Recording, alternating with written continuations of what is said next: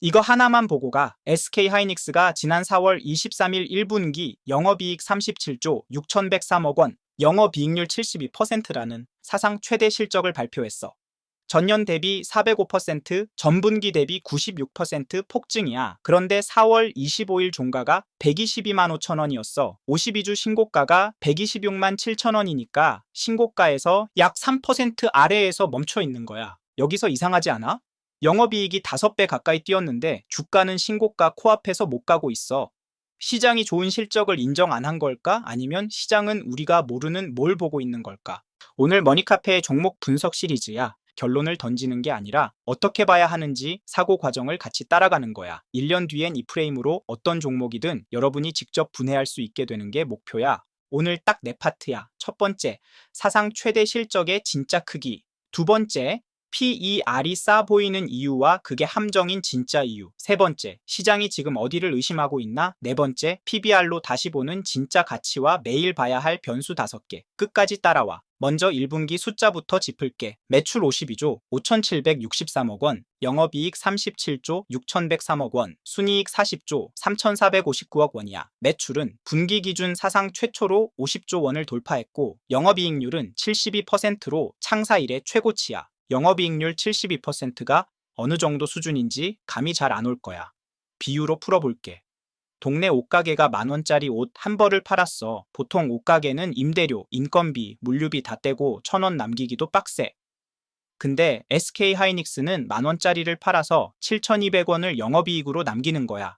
이게 지금 SK하이닉스에서 진짜로 벌어지고 있는 일이야. 전년 대비로 보면 더 충격적이야. 매출은 198%, 영업이익은 405%, 약 5배 폭증이야. 시장 컨센서스 영업이익 36조 3,955억 원도 가볍게 뛰어넘었어. 어닝 서프라이즈가 분명한 수치지. 이 정도 컨센서스 상회 폭이면 보통 발표 다음 거래일에 주가가 크게 폭등해도 이상할 게 없는 수준이야. 근데 여기서 첫 번째 반전이야. 이렇게 좋은 실적이 나왔는데 주가는 왜 신고가 코앞에서 멈췄을까? 시장은 바보가 아니야. 좋은 실적을 인정 못해서가 아니라 좋은 실적 다음에 뭐가 올지를 이미 계산하고 있어서야. 진짜 핵심은 따로 있어. 여러분이 1분기 실적만 보고 PER 계산해보면 이래. 1분기 순이익 40조 원에 단순히 4배를 곱하면 연환산 순이익 약 160조 원이 나와. SK하이닉스 시가총액이 지금 약 900조 원 수준이야.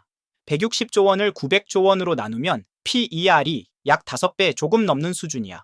코스피 평균 PER이 보통 10배에서 15배 수준인 걸 감안하면 절반 이하야. 여러분 머릿속에 이런 생각 들 거야. 이렇게 싸 보이는데 왜 시장은 안 사? 이게 바로 사이클주가 던지는 가장 큰 함정이야. 비유로 풀어볼게. 에어컨 가게를 떠올려봐. 7월 한 달 매출이 폭발했어. 폭염에 사람들이 몰려서 매출이 평소에 5배가 나왔어. 이때 가게 주인이 7월 매출에 12배를 곱해서 연 매출을 추정하면 어떻게 될까? 말도 안 되는 숫자가 나와.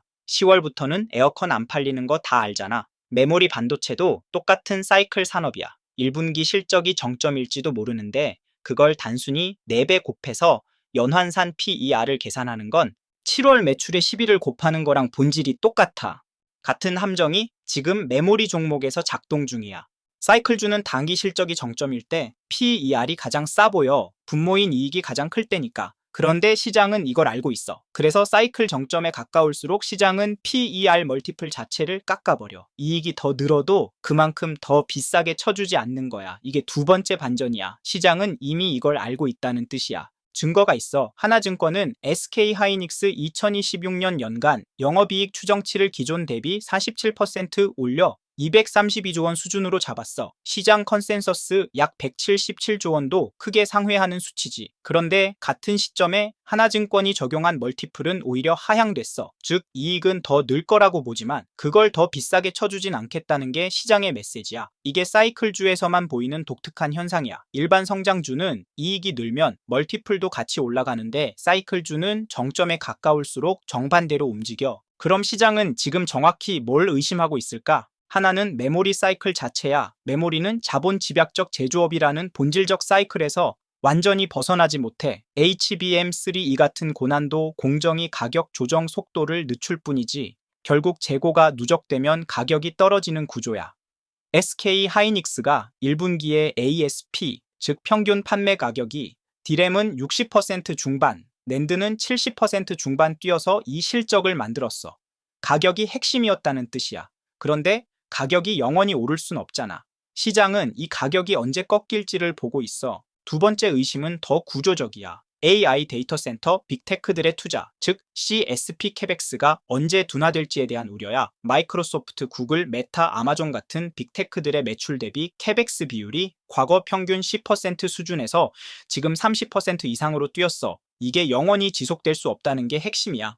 2027년에서 2028년경에는 누적된 대규모 투자에 따른 감가상각 부담과 전력 인프라 제약 때문에 투자 성장률이 둔화되는 국면 진입이 예상돼. 비유로 풀어볼게. 지금이 야구 경기 8회 말이라고 해보자. 우리 팀이 압도적으로 이기고 있어. 점수 차도 크게 벌리고 있는 상황이야.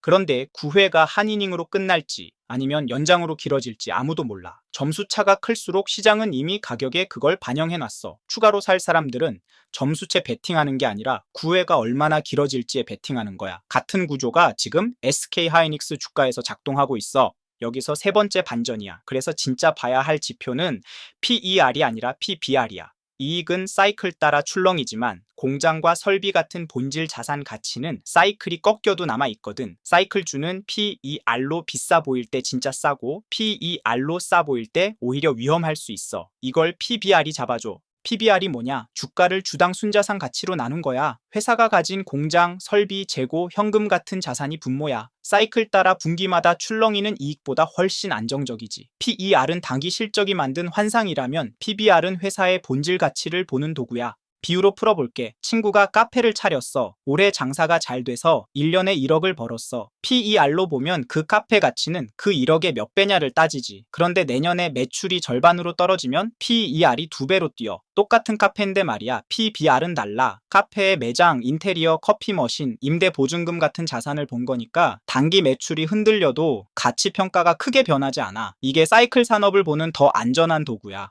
그리고 SK하이닉스는 이번 분기에 재무 체력이 진짜 좋아졌어. 현금 성자산이 전분기 말 대비 19조 4천억 원 늘어 54조 3천억 원이 됐어. 차입금은 2조 9천억 원 줄어 19조 3천억 원이야. 순현금이 35조 원이라는 뜻이야. 사이클이 꺾여도 살아남고 다음 사이클을 노릴 탄을 모은 거지. 이게 PBR로 본 진짜 가치를 받쳐주는 핵심 안전판이야. 자, 그럼 매일 뭘 봐야 하나? 5가지만 정리해줄게. 첫째, HBM 가격, 즉 ASP 추세. 하반기 HBM3E와 HBM4 신제품 가격이 어떻게 움직이는지. 이게 사이클 정점 신호의 1번지야.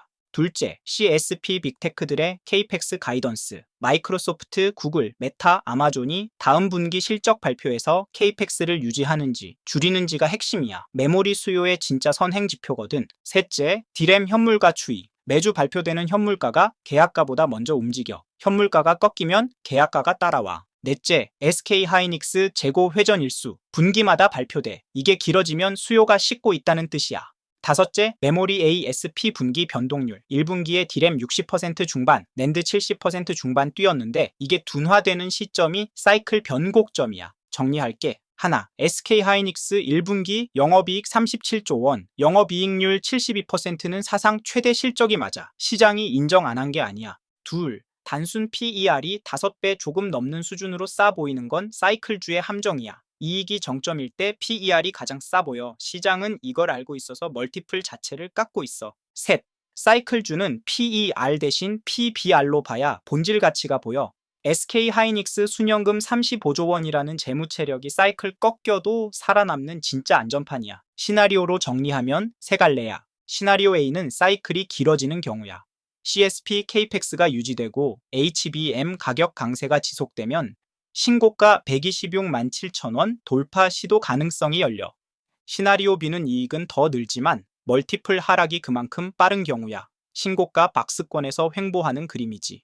시나리오 C는 2027년 C, SP투자 둔화가 가시화되는 경우야.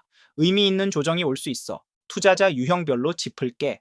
이미 보유 중인 여러분, 신고가 코앞에서 추격 매수보다 손절 라인을 미리 그어두는 게 중요해. PBR 기준으로 자기만의 적정가를 미리 정해두면 변동성 와도 흔들리지 않아. 관망 중인 여러분, 지금 추격 매수는 위험해. 위에서 말한 5가지 변수 중 2개 이상이 동시에 우호적으로 움직일 때까지 기다려도 늦지 않아. 단기 변동성에 대응하는 여러분, 2분기 실적 발표 시즌을 미리 캘린더에 박아둬. 실적 발표 전후로 가장 큰 변동성이 나와. 처음 던진 질문 기억나? 영업이익 405% 폭증인데 왜 주가는 신고가 코앞에서 멈췄나? 답은 이거야. 시장은 사이클 정점이 가져올 가격 하락 가능성을 이미 가격에 얹기 시작했어. 좋은 실적을 안 본 게 아니라 좋은 실적 다음에 올 걸 보고 있는 거야. 이건 내 분석이야.